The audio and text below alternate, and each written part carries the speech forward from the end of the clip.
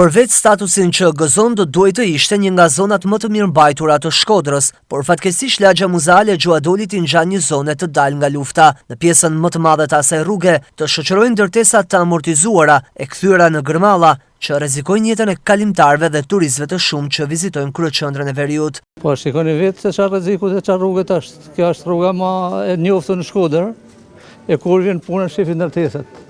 Si janë bë. Këtu ka rrezik për njerëzit, sidomos për ples, se treti shohin i largohen, po ples ka shumë rrezik. Prandaj bashkia duhet marrë në masa. Edhe prik, por edhe për bukuri, se është me restauruat e paja prishet arkitekturën që ka të bukur. Pronarët nuk kanë vënë dorë për riparimin e tyre, ndërsa shteti ka vijuar të luajë vetëm rolin e vëzhguesit, pa vepruar sipas dispozitave ligjore. Institucionet në Shkodër janë kujtuar vetëm për të vendosur disa mbishkrime mbi rrezikun që paraqesin këto ndërtesa dhe asgjë më shumë. Rrezikshme janë, pa marrë me i pa kush herë më bu.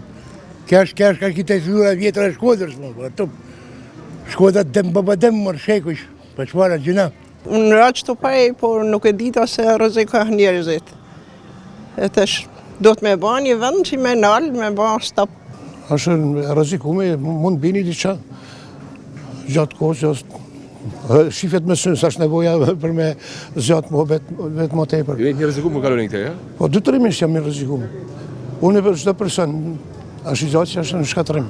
Incidentet nuk kanë munguar nga shëmbjet e fasadave, por sërish bizneset që operojnë në këtë zonë nuk ndalen së shfrytzuari këto hapësira, edhe aty ku rrezikohet jeta. Gjuadoli si një prej lagjeve historike do duhet të ishte ndër të parat në listën e investimeve për ruajtjen dhe mirëmbajtjen e këtyre objekteve monument kulture, por fatkeqësisht prej vitesh ai ka shërbyer thjesht vetëm për fasada dhe asgjë më shumë.